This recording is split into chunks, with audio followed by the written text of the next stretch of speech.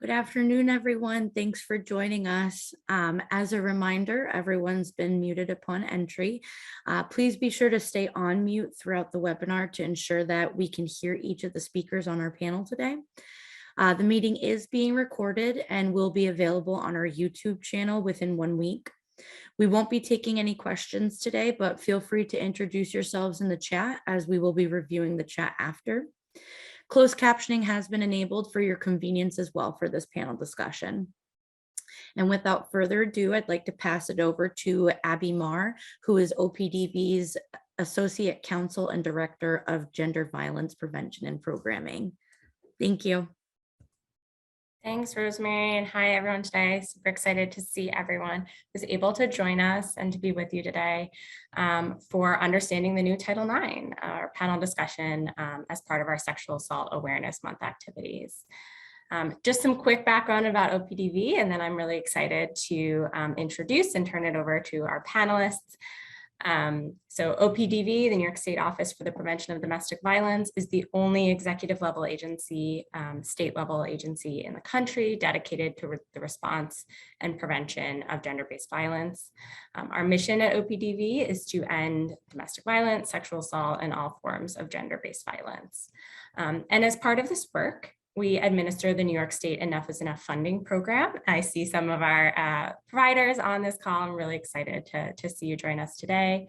For those who don't know, this has been around since 2016, since the enactment of New York State's Enough is Enough law. It's a program that has funded over 50 rape crisis and sexual assault organizations across the state to provide trauma-informed advocacy, counseling, case management, and safety planning services to college student survivors of sexual assault, dating violence, domestic violence, and stalking, as well as to provide prevention programming, prevention education programming to prevent gender-based violence in education. We are so excited to support that work, and obviously that work overlaps a lot with Title IX. When we started planning this panel, we thought there might be some new proposed federal regulations under Title IX for our panelists to talk about and react to. Alas, we are still awaiting those, but there's still a lot to talk about with Title IX. The power of Title IX to have an impact on ending gender-based violence in education, what the impact of the 2020 rules has looked like, our hopes for changes to come. We still believe there's going to be a really rich conversation to have with our panelists and are so grateful for them joining us this afternoon. So I will get started and introduce them. So going in order of near me, Michelle Greer, her is the Chief Program Officer at Girls for Gender Equity, where she supports the programs and campaigns team in implementing Girls for Gender Equity's mission to work intergenerationally through a Black feminist lens to achieve gender and racial justice. GGE works towards this goal by centering the leadership of Black girls and gender expansive young people of color to reshape culture and policy through advocacy, youth-led programming, and shifting dominant narratives. Next, we have Emma Grasso-Levine, they, who's the manager of Know Your Nine, a survivor and youth-led project of Advocates for Youth that empowers students to end sexual and dating violence in their schools. As a student, Emma organized to create survivor-centered policy change, improve Title IX trainings and processes to be inclusive of queer and trans students' experiences, and provide free menstrual hygiene products to students. Emma's an organizer, advocate, and writer currently based in Oakland, California. And then next we have Caroline Groshans, her, who's a former criminal defense lawyer and current senior staff attorney at Sanctuary for Families, where she works in the Campus Advocates Project to provide legal consultation and representation to student survivors of gender-based violence, including sexual violence, while guiding them through the Title IX process and criminal and civil justice systems. And then finally, last but not least, we have Emma Marcone, her, who's the Title IX coordinator and LGBTQ coordinator at SUNY New Paltz. Kind of right down the road from us in Albany. She oversees all prevention, programming, and direct support initiatives for survivors of sexual and interpersonal violence. As an out member of the LGBTQ+ community, she's proud to serve as SUNY New Paltz's first LGBTQ coordinator, where she provides broad support for students, faculty, and staff. She specializes in the intersection of sexual violence within the LGBTQ plus community and holds multiple leadership positions on statewide and local committees, including as president of SUNY's Title IX Coordinator Association and serving on her campus's Diversity and Inclusion Council. She also provides cultural responsiveness trainings to organizations and companies in the Hudson Valley and earned her master's in social justice education from SUNY New Paltz. So we're super honored to have experts from a variety of perspectives who've worked in Title IX and the campus sexual violence, school sexual violence space, both with students, on behalf of students, and are really, really excited to learn from them today. I have some broad questions that I'll be asking, and I'm just going to rotate who I start with. So I think I'll get started thinking about where we are now and where we've come from with Title IX. So it's been 50 years since Title IX's enactment. And so I'd love to hear some reflections on what the power and potential of Title IX is as a tool in combating sexual harassment and violence. In the last few years, we've often heard about the challenges of Title IX, but like, where's the power in this law, and how have you seen it be a tool for change in your work? And I am going to ask Emma Grasso-Levine to start, and then we'll hear from others. Thank you. Yeah, thanks so much, Abby, and really grateful to be here with you all today to be talking about Title IX in this 50th anniversary year. I think I'll start with a little bit of context for this question about where Know Your Nine enters this work and our Title IX advocacy, which is that we really envision a world in which all students can pursue their civil right to an education free from violence and harassment. And we recognize that gender-based violence and sexual violence is both a cause of inequity and also a consequence of it. And we really believe that student survivors are not going to have equity in education or opportunity until the violence ends. And so I think in that context, we, as an anti-carceral organization that advocates for survivors to have a broad range of options available to them, really draw upon the power of Title IX as an alternative to the criminal legal system, and one that is often more just and responsive to the educational and emotional and financial and stigmatic harms of violence that I think we see student survivors experience in a multitude of ways.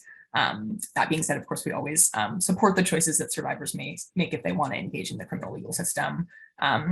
But we will also recognize that I think these choices are particularly difficult because our laws in our communities often offer a severely limited set of options for survivors. And so given this context, I think we really celebrate Title IX's potential as to create effective anti-carceral responses to serious harms, while also recognizing that, with the current regs in place, and I'm sure we're going to get into that soon, that promise has not quite yet been realized.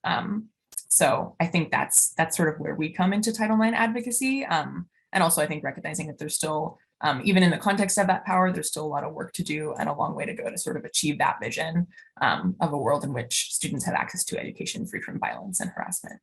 Yeah. I can call on folks, but don't know if someone's inspired to add to that. See Michelle next on my screen. Well, I was just about to come off mute. Thanks for having me today. I think that this is really timely. It is 50th anniversary. It's also our 20th year anniversary, and GG was born out of the fact that our founder, Joanne Smith, was an intern at her internship, and the young Black girls that she was working with who were experiencing domestic violence, secondhand or witnessing it from their families, didn't have access to sports in their school and joy, and wanted a space of joy and access. And so Joanne wrote a grant and created a Girls for Gender Equity in Sports. That was our original name. And so we are birthed out of really this thought that Title IX law and the supports for young people needed to be there, and that the equity was missing from the school systems. And at base level, thinking sports, but knowing that it gets so much deeper than that, right? And with that evolution, GGE evolved. And so we continue to then become an organization that focuses on policy and advocacy, as well as thinking about how do we not just speak for young people, but also work alongside young people for them to speak for themselves and their own experiences as survivors of gender-based violence, sexual violence, and inequity. So thinking about where we're at this time in this law, we know that there's momentum that we've had in our own campaigns. We were able to do participatory action research with our young people to have the Schoolgirls Deserve campaign, which was huge for us back in 2020, 2019, and then seeing the changes in 2020. We won the campaign, which was that we only had one Title IX coordinator in all of New York City for the schools.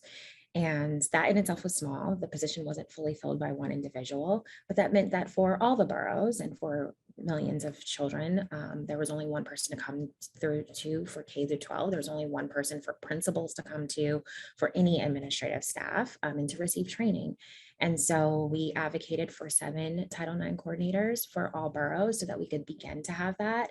And we were really excited by the momentum. And then, of course, 2020 happens, we get the new rulings, and also we have COVID and seeing what that's like. So when I think about the course and ebb and flow of things, knowing that there is momentum, knowing that there's a space in which under you can advocate, in which you can see the progress and have something to build on, but also knowing that the fight still continues. And we don't just see that in New York City, of course. I think people think of New York City as so progressive, but we have a long way to go. And then knowing the attacks that we're seeing on trans and gender expansive youth across this country, we cannot stall on this. This is something that our young people are telling us is necessary right now. We know is necessary.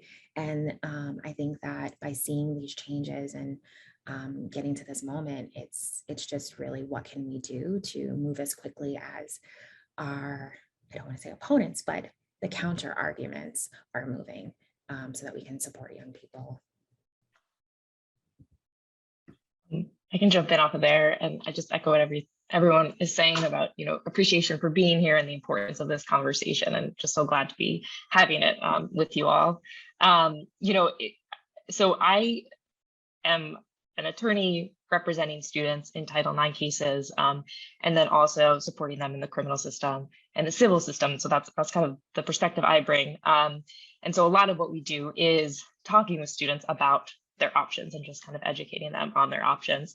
And I echo what Emma was saying about the importance of the Title IX system, in the sense that a lot of students, the conversations we have with them is that they're either not wanting to go through the criminal justice system, or the criminal justice system isn't an option for them. Whereas Title IX maybe is a way that they can seek some level of justice, or feel that there's some accountability and some responsibility for what happened to them. And so I think Title IX can be powerful in that sense. I've also seen it be powerful in terms of students being able to get real relief, even without filing a complaint, in terms of things that can very practically, it's not going to solve the problem, it's not going to take away what happened to them, but that can very practically make it more tenable for them to continue to go to class, continue to stay in school. Sometimes it's a room change because an assault took place in a particular room, or sometimes it's engaging in informal resolution, and that meaning that a student actually withdraws from the university or takes a leave of absence, and that means that the complainant, no longer has to engage with that student for the remainder of their time on campus. And so I have seen students seek and actually be able to get some real benefits, either just from the Title IX coordinators themselves and without ever bringing a complaint, or through bringing a complaint and kind of engaging in the process. And I think there is a ton of potential, and a lot of it does come down to the more resources that there are out there, right? The more Title IX coordinators, like Michelle was saying, that can engage with students on this, think about creative solutions, kind of figure out how to meet students where they are, and how to help them continue their education safely. So Title IX, in some ways can be really broad, right? Like, it did start out as this, what everyone thinks of as access to sports for women, right? And we've seen it grow already, and I think there is potential for it to continue to grow. To some extent, it's our ability to continue to push forward and be creative in how we think about it. Yeah, I definitely want to echo what everyone has shared thus far. I think one of the other really powerful tools that Title IX has brought forward, especially amongst college students, is just normalizing the conversation around sexual assault and sexual violence. And that's huge. I feel that even in the past 5 years, I've seen more and more students just talking about sexual assault in general, whether it's prevention or whether it's incidents or experiences that have happened. And just by having those conversations in itself, I think is prevention work, right? It's allowing survivors to feel comfortable and confident to come forward, whether that's to a Title IX coordinator or other support or resource, because they know that when coming forward, they're going to be treated fairly and equitably and have a survivor-centered process. I think specifically with Title IX on college campuses, it provides one clear central location where a survivor can go to learn about all of their options, even if they decide not to take advantage of any of those options. I always say that the majority of the survivors that I work with, this majority of the survivors that I see, don't actually take action against their perpetrator or their attacker, but just need some level of support, whether it's academic support or a referral to counseling. But just knowing those options, that those options are there in itself can be really empowering. And having those conversations about support normalizes that it's okay to go forward and ask for help, or it's okay to not take action or to take action. And I think that's a really powerful thing. And I think that those conversations are only going to continue to grow as time goes on. Yeah, absolutely. Thank you. So we've alluded a bit to this piece, and we started with the positive of Title IX as this survivor-centered tool.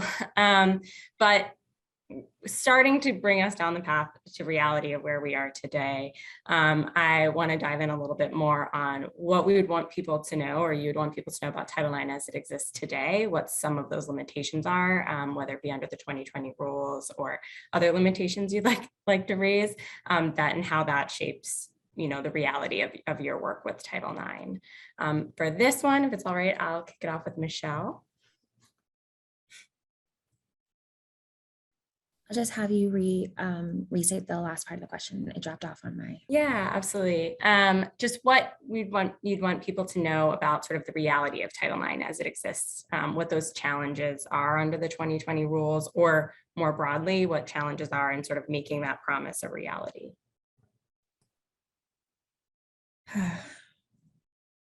I think what I will speak to is we work, because we do work with college folks, but I know that so many of the other folks on the panel work with college folks, so I'll keep it to the K12 realm.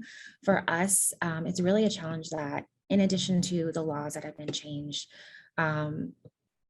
there's so little knowledge within the K-12 space about how to support young people when they are making reports. And there's so many resources already living in that, in the school realm. So we talked about, I named the 7 Title IX coordinators. However, that's only for district offices. So if you're thinking about directly in those school spaces, a lot of times what happens is someone's designated the Title IX coordinator, and that might be like the parent contact. I mean, I'm sure folks who are on this call who are also coordinators for school might have several other jobs or might be doing dual things. So to think that maybe a parent coordinator is now also the Title IX coordinator, or the social worker is now the Title IX coordinator. And a lot of people assume, I'm a trained social worker, a lot of people assume social workers are already medically trained to manage sexual violence, and they aren't. That doesn't mean that that was your focus. It's not what's the focus of school counseling. And so really thinking through the fact that the law exists and there are all these things that are supposed to be protected under there. Speaking of being able to write a report, being able to have an investigation, being able just to get services, but that doesn't get translated into the training and to who directly can be on site to then support folks. I also think that I know that in terms of the rulings, and I'm going to leave this to the legal professionals who are on this call because that is not my role, but I do know that also there's ways in which now those reports aren't taken into consideration in the same way, and the ways in which the new rules really weakened the protections against addressing sexual harassment in schools. So when, if it was really extreme, that's one thing, but really thinking through when we hear from our young people what they're experiencing on a day-to-day, there's multiple ways in which they experience sexual harassment, whether that be for their gender expression, their sexual orientation, dynamics that are happening between older adults in the school building and themselves, between safety officers. One of the projects that we're working on is really investigating the ways in which young people experience sexual violence at the hands of safety agents and police officers. And where do you go for protections against that? Because those are also different ways in which you need to report, different ways in which you need to manage. And so those are places in which we're seeing the gaps at this time. And I'll pass the mic.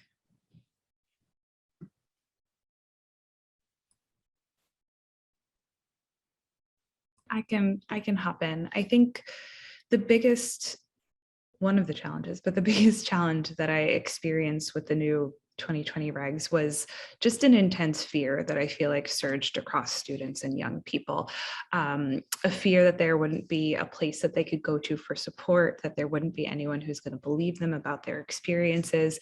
So I think the biggest thing for me and how I try to direct a lot of energy after the regulations came out was just to really try to drive home and try to emphasize to my students at SUNY New Paltz that I'm still here for you. I'm still doing everything that I can in my power to have a survivor-centered approach to caring for survivors and what that might look like in different ways that I can integrate it into the work, but making sure that they understand that I'm still going to do prevention work, that I'm still going to support survivors no matter where or when the incident occurred, whether it involved a New Paltz student or not, that they can still come to me for support and for those resource options and referrals.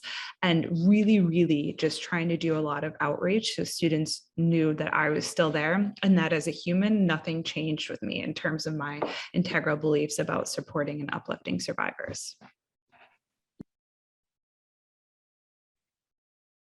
I can jump in on some of what Emma was saying, just in terms of my experience in working with clients, some of that fear and the challenges of reporting and moving forward. And if I didn't say this already, I primarily work with college age students and graduate students. So that's really, kind of the experience that I'm speaking from.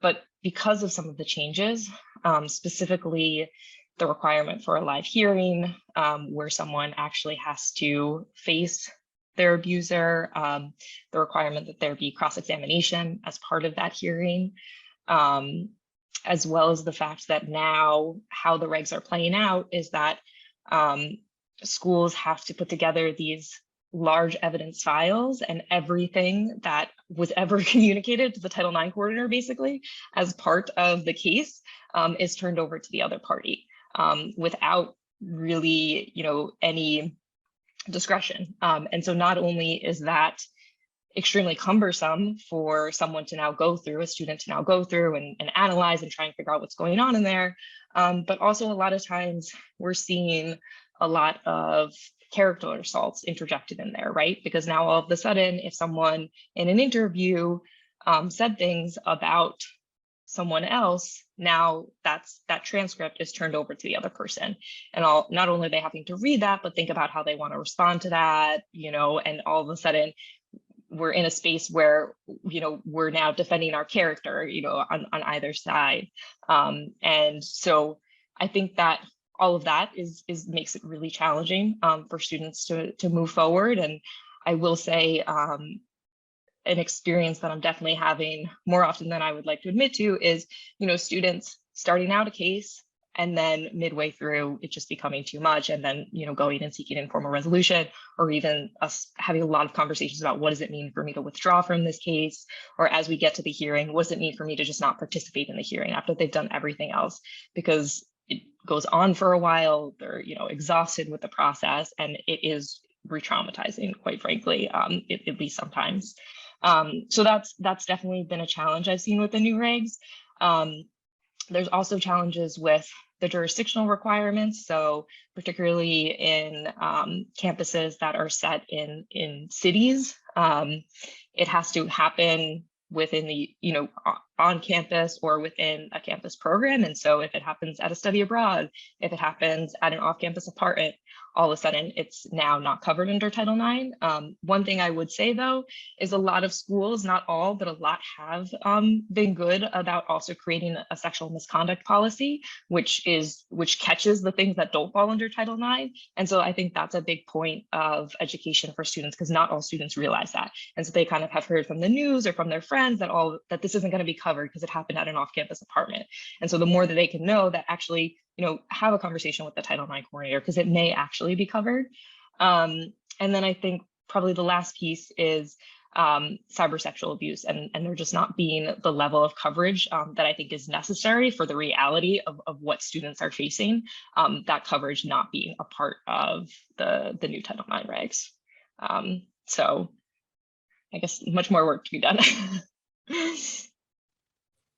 Yeah, I just want to underscore and uplift everything Caroline was saying about just like the increased burden on students, I think, in the context of the process. Under the 2020 regs, we definitely hear from lots of students who've gone through the cross-examination process or experienced victim blaming during the process, and just how, the incidence of violence or harassment they experienced was very traumatic, but then also the process itself can be really re-traumatizing often. I think it's also important to note just how in recent years, colleges have really become entwined in this sort of national battle over the rights of survivors of sexual violence, and also what rights are due to respondents. And I think we really see how, men's rights activists and also the popular press has really insisted on how Title IX has sort of like forced the pendulum to swing too far in sort of like the wrong direction in favor of survivors. And so I think that on top of this backlash, it's been really difficult with the 2020 regs that have really rolled back the enforcement, the Department of Education's enforcement of survivors' rights in schools, and really the regulations create really special rights for respondents and make it easier for schools to, not in all cases, as Caroline was saying, it's great when schools are creating other policies that sort of catch the things that aren't being included under the regs.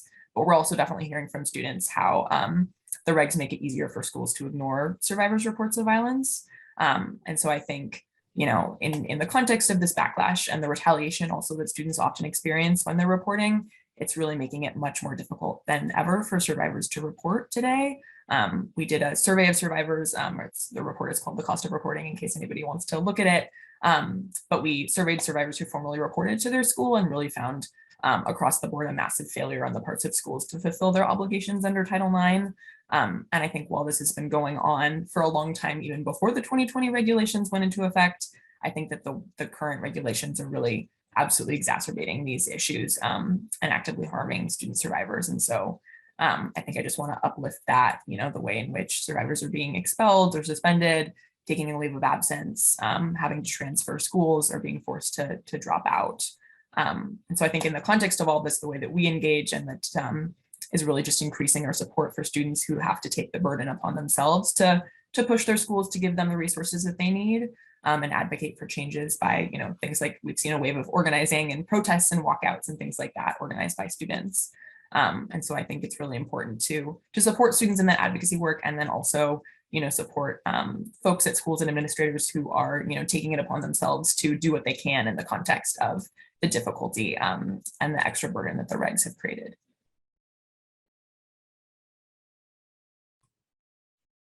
Yeah, there's a lot there, but I want to thank and lift up in particular what Michelle mentioned around K12 schools. I think a lot of our focus and is on college campuses, and as Emma talked about, the sort of like culture wars or politicization we're seeing on college campuses can keep our focus there, and the additional challenges from the rules.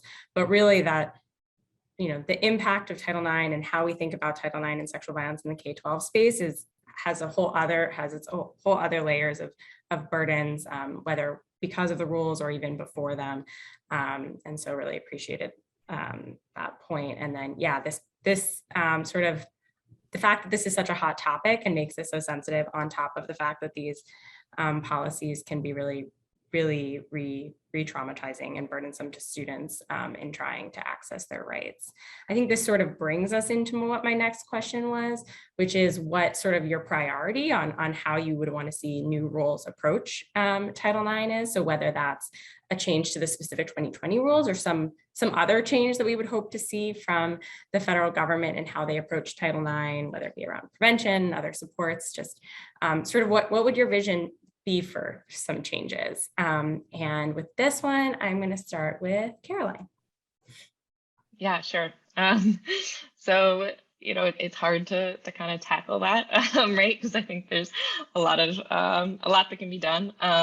But one thing that I flagged earlier that I think I would like to see is more specific protections for some of the cybersexual abuse that we're seeing. A lot of schools have some of that in their sexual misconduct policies if they have a sexual misconduct policy, but not all schools. I had a case where literally an intimate image was disseminated and there was it wasn't a violation technically under any of the policies that the school had. And luckily the school, was willing to act quickly and basically change their policy on the spot. But that's concerning, right? If we had a different Title IX coordinator, a different school, and they didn't respond to that way, that conduct could have happened and arguably, couldn't have been a violation of any policy of the school. I mean, that's a really concerning spot to be, especially considering how frequent we know that is and how more, it's more prevalent by the day, right? Those are the spaces that students are existing in these days. And so I would really like to see more protection around that. And, I'm hopeful that maybe we will. There's been some indication that maybe we will. So we'll see. I think also the new regs limited what can qualify as sexual harassment. It has to be severe and pervasive. And that is really concerning. Just this week, I was having a conversation where there was a student with conduct that occurred, and we had to explain that, well, the conduct wasn't severe and pervasive. So, it's horrible conduct that occurred, but actually it's not a violation of the policy, and that's right. That's a tough conversation. You don't want to be having that conversation. So some level of protection around that, I think would be great. And, I don't know the solution to this, but I do know that a lot of what we talked about in terms of the burdens, the retaliation that's going on against complainants, the cross-filing of retaliatory complaints, like I talked about, some of the character assassinations that are going on. I would really like to see some way for there to be protection around that. And I don't necessarily have the answer, but some level of protection around that so that students can know if they go through this process as a complainant, they don't have to fear that they now may be the one on the defensive. They now be the one facing expulsion or suspension or probation, right? They don't have to fear that everything they've ever done in their life or said in their life is going to come into this, and be on a public transcript for many people to read, right? Because it's not, these proceedings are confidential, but there's a lot of people who read it, right? There's professors who are on the hearing panel. And so it's not just one person being exposed. And so that can be really hard for students. So some level of protection around that as well. I can jump in. I really want to echo, Carolyn, what you've said before about how incredibly confusing it can be when behaviors don't fall under a Title IX grievance policy. And even if colleges, and many do, including SUNY New Paltz, have other policies, whether it's in their code of conduct or separate sexual misconduct policies to catch those other behaviors, it's still incredibly confusing for a student survivor when they're coming forward. But it's hard enough, I think, for us to be able to navigate the new Title IX regs, then having to try to explain that to a survivor who's in a state of trauma and trying to explain, okay, well, this is why this is going to look different because the behavior happened on campus as opposed to off campus. So I think that's a really big challenge. The other thing that I would love to see change is just that cross-examination piece in the conduct process. I find that one of my favorite things about survivors being able to pursue campus conduct was it was just a more controlled, survivor-centered process where we could really not anticipate the outcome, but just have control over making sure that it's trauma informed, that the people doing the questioning were also trauma informed and they knew how to ask those questions appropriately and to be mindful of survivor responses. Always fair, always offering due process to both sides. But with that cross-examination piece, it almost just feels like we as advocates or survivors just aren't as in control as much of what's going to happen in that conduct process. And that for me has been really hard, right? Because respondents can bring in lawyers if they want, right, into this campus conduct process. And it is starting to feel so much more extreme and can be so detrimental. So that's definitely one of the other things that I would like to see change. I can jump in. Definitely want to echo what both Emma and Caroline have said about the cross-examination piece. And I think the way that we see that process be really re-traumatizing for students that we work with, especially when, you can pick which advocate is going to come in and cross-examine, and, that being really potentially, and the victim blaming that also sometimes happens in the context of that process. So really would love to see that change and have there be more bumpers around that and the way that that goes. And also just want to echo what Caroline was saying about that, the new definition of severe and pervasive, and the way in which it's just really, we see lots of students trying to make sure that the evidence that they're bringing to the table really meets that definition, and the way that that is so often impossible for student survivors to meet. And so that can prevent them from getting access to the resources and accommodations and things that they need. I think the other thing that we're hoping to see, just a couple more things, is really hoping that the regs will require schools to respond to complaints of violence that impact someone's education, no matter where they occur, which I know we've talked about how the regs don't cover off instances of violence or harassment that occur off campus, and that being another barrier to survivors being able to access the resources that they need. And I know that there's one other thing that I'm thinking about that has had some press coverage too, and is hopefully going to be included in the reg, is just explicit protections for queer and trans students as well, who we know experience sexual violence at disproportionate rates, and can also experience other intersecting forms of discrimination as well due to their gender identity. And so we're really hoping that there will be explicit protections in the rule, making sure that they have access to education and the full benefits of educational programs and activities as well. I really appreciate that framing. And I think that's what what y'all have named is what I would love to see from the law and the regulation itself. I think what I would like to see from school communities is that it not be reactive, and be, when you're building your community, that you're already putting this into your space and your culture, the same way you think of your mascot or your sports games, or how you're trying to build the culture of your community. And so if you know that folks are going to be in relationship to each other, we know harm is going to happen because we're in relationship to each other, then how are you building a community that can support the folks who exist there? And so then it doesn't have to be something where people are scratching or trying to figure out last minute how to do that. And if you're a community that says we're into restorative practices, and we know that we want students to feel like they can come back into community, then you have space for people who've caused harm, and you have space for people who are survivors, and you have them informing that process. And I don't think that there will be a match that's successful until institutions can start to have those conversations, knowing that, okay, you have the guidelines, they're given in these regulations, and here's the way in which you need to manifest that in actuality. So that's what I'd like to see more of on the collegiate level, and then also on the K-12 level. Yeah, absolutely. And this question sort of begins to get a little piece of that, maybe. And so a lot of the folks on, as I mentioned, we fund the Enough is Enough program, and a lot of the folks on today are rape crisis and sexual assault advocates that work with primarily college students, but also some K-12 students. And they work with student survivors, provide trauma-informed advocacy, counseling, case management, safety planning, and often that interacts with the current Title IX process. They also do prevention work with the schools that they work with. And so I guess I'm going to ask it in two parts. I know I warned you about only asking one part, so I'll start with the first part, but I'm going to preview the second part. So the first part is what's one thing you would want them to know from your work about how they can best support students in the response side of things, navigating a Title IX process or navigating the process with their schools. And then I'll follow up with what's one thing you would want them to know to think about as they do prevention and engagement work with their schools, and that more larger community work that they're a part of.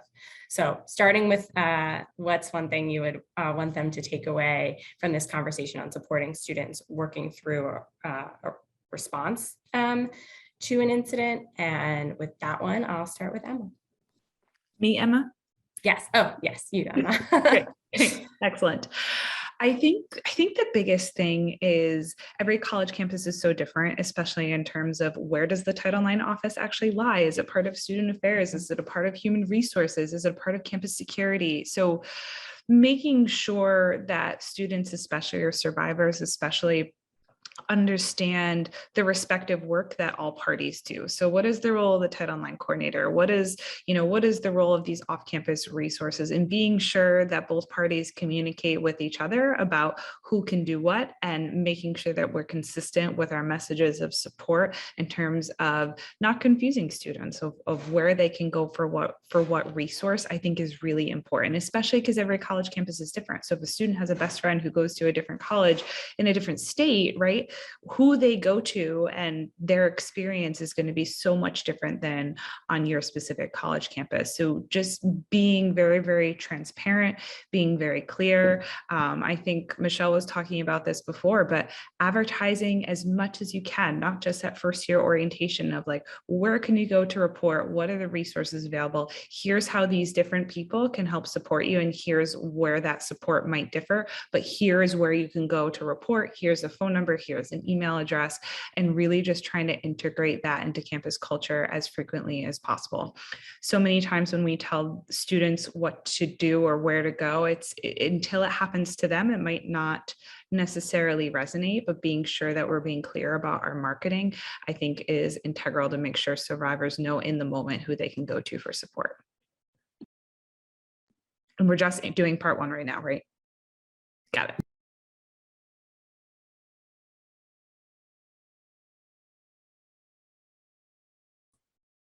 I call on someone. I think the education is important, and the advertising, I agree. Something just flashed back to my brain where when I was in school, peer counselors, they had like porn and donuts, and you could go and watch safe sex tapes, and they would feed you donuts. And the goal of that, right, was to do safe sex, sexuality education and get you in so you knew where the space was. But everyone was like, what is this thing? And was really excited. And then it was like, oh, but it's like the ways in which they got us in and people learned and you knew how to access things. I will say K12, they're not having, like, young people this year, we really saw walkouts and organizing in high schools at a higher rate than ever. And I still have so many young people who are in spaces that don't know what sexual harassment is. To have those conversations. And so it's a continuous thing to be able to find space to be able to talk about it. And I think I'm sure that the counselors on this call and the folks who are in this work already having that's the core of your work. My wish would just be more funding so y'all could do it at a bigger and better rate. But folks need to speak with all ages and really being able to have conversations, because we know folks are coming into college spaces. We know folks are coming into their extension of education already having experience and internalized things that have happened to them. So that would be my hope and wish. I can jump in. Certainly second Michelle's request for more funding. That sounds great. But no, I mean, I think the thing that I would want, people to know who are working with students, it kind of dovetails with what Emma was saying. In addition to knowing the space to go to, I think what I talk a lot with students about is the options when they go there, right? They don't have to go there knowing they're going to file a complaint. A lot of times they don't even need to file a complaint to get resources and get some relief. And sometimes I think students think about the Title IX office or the Title IX coordinator, the person I go to if I know I'm going to file a complaint and go through this whole process. And that whole process seems scary and even scarier since 2020, right? And so I think people knowing, just go talk with the Title IX coordinator, make them aware of what's going on, have a conversation. And another piece of that is, be creative, I think, in kind of thinking about what it is that that you might need, and and don't be afraid to ask for it. the worst thing that can happen is a Title IX coordinator says, no, that's not possible, you know? I think one roadblock that comes up that I see a lot is students often are told no by a Title IX coordinator because what they're asking for burdens the abuser, the person that they're saying did harm to them. And so trying to help students understand that while a Title IX coordinator can't burden that person without them being found responsible and going through a whole due process, they can't do that. But there are other things they can do in terms of helping you and helping you, to find a safe way to access your education. And so, helping students kind of understand that distinction, because I think sometimes they just hear no and they're like, oh, that coordinator isn't helpful. They can't do anything for me. And so just helping them think about, okay, they can't do that. Like they can't do things that are going to burden that person, but they can do other things. And what are other things that would help you feel safe, that would help you, be able to continue your education? And are there ways that we can ask for them, in appropriate, respectful manners? And should we engage in that dialogue?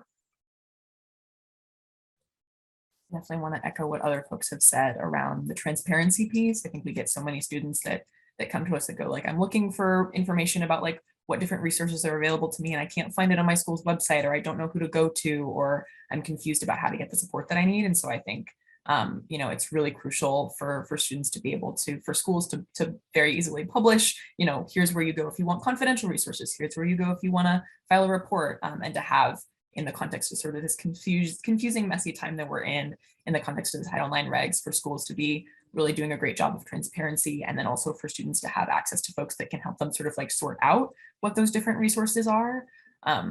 I think I also just want to underscore what Caroline said about something we definitely tell students about, getting creative about what they're asking for, and really, making sure that they are feeling comfortable uplifting what their needs are, and that they're not too much, and really truly asking for what they need.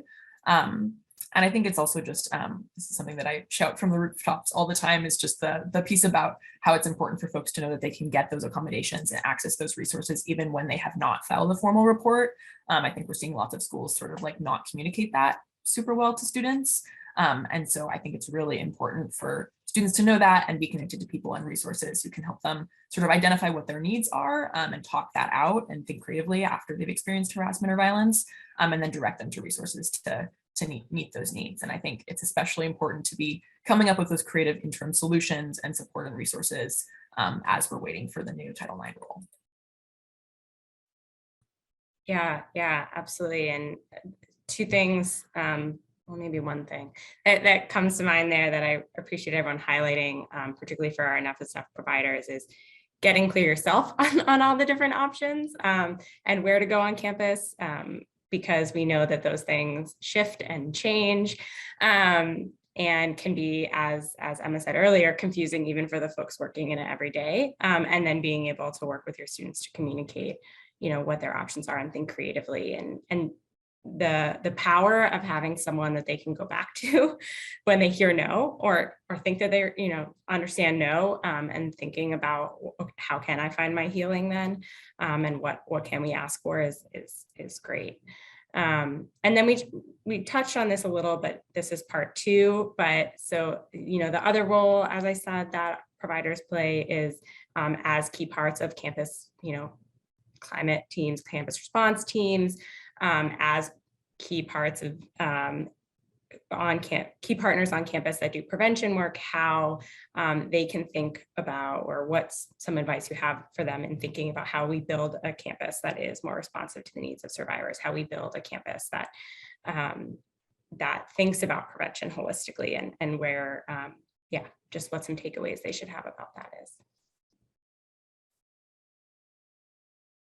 I'm out of folks to rotate, so if someone's inspired to go first.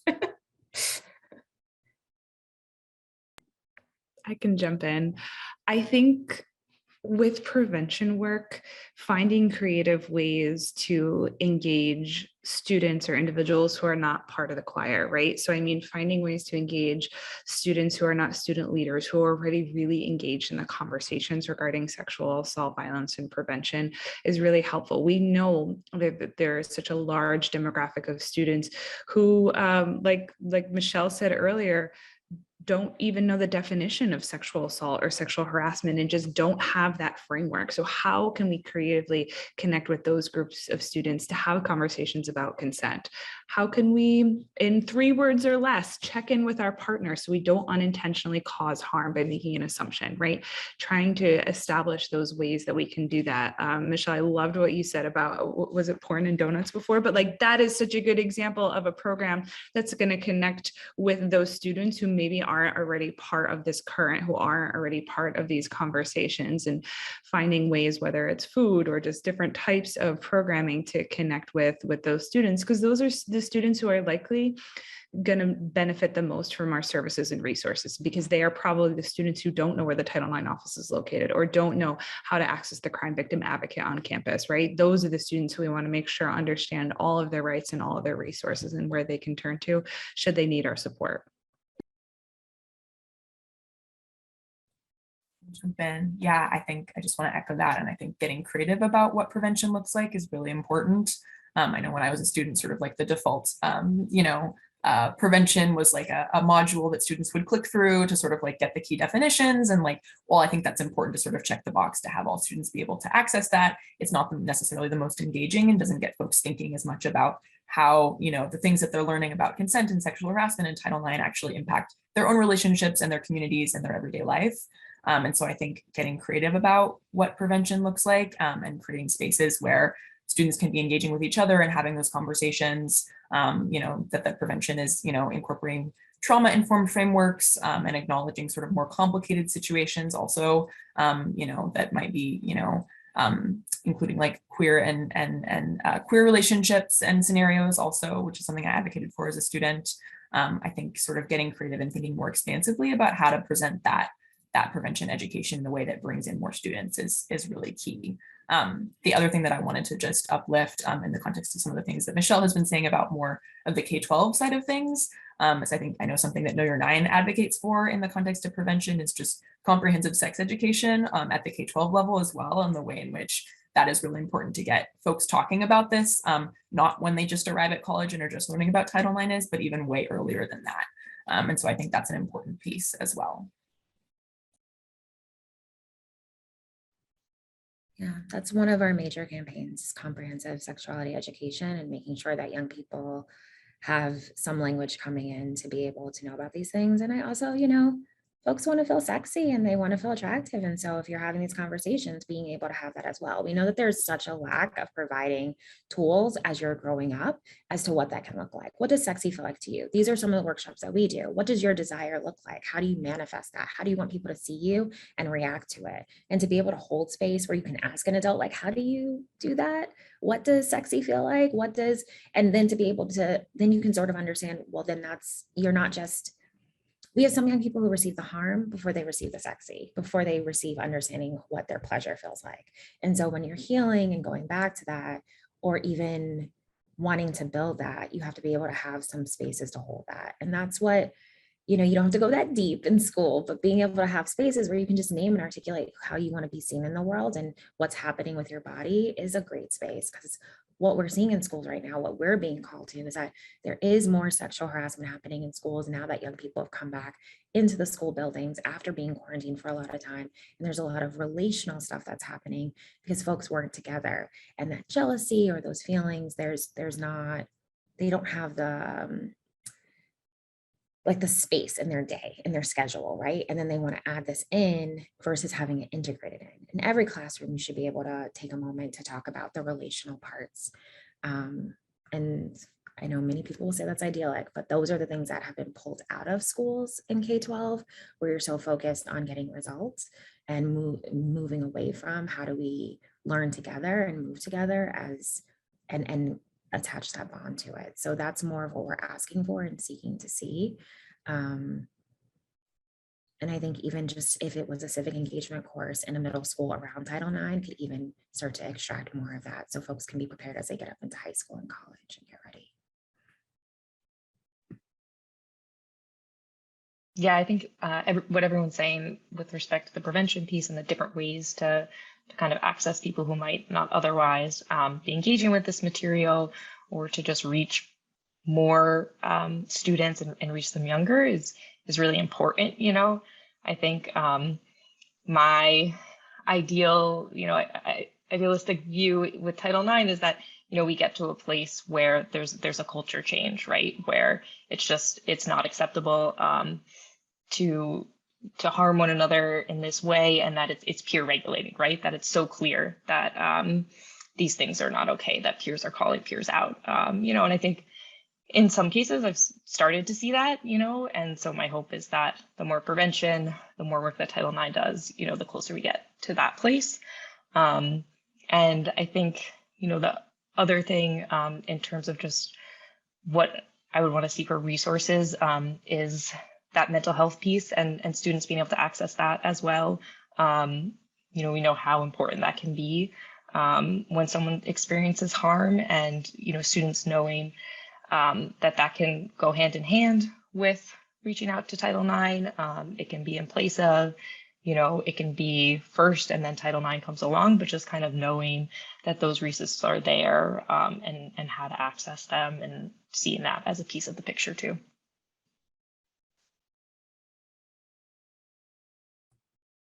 Yeah, absolutely.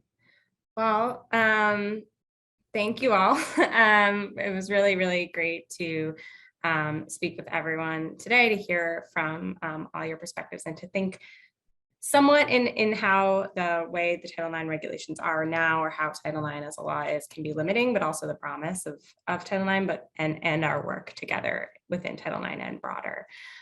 So really, really appreciate this conversation. Really appreciate the reminder to think about having discussions about healthy relationships, particularly younger than we often do, or that we often think when we focus on a college level. And yeah, just want to thank everyone who made time today to join us. I'll just give one little plug as we close out and leave, or an additional plug to our Enough is Enough providers who are able to join. And if there are folks joining from campuses or from our providers that have questions about that program and or thoughts for us at OPDV and about how we can better support that work, I welcome everyone to reach out to us. And second, just that this conversation was great to have, and sort of wanted to present that it's also in the context of OPDV having a month-long social media awareness campaign called Start the Conversation, New Yorkers Against Sexual Assault, which really is encouraging New Yorkers to have some of these conversations with ourselves on how we can stand up and better support and bring about a culture that ends sexual violence, that responds to survivors, that respects and believes the dignity of survivors. And so really just plugging that will, some of those conversations will continue throughout the year.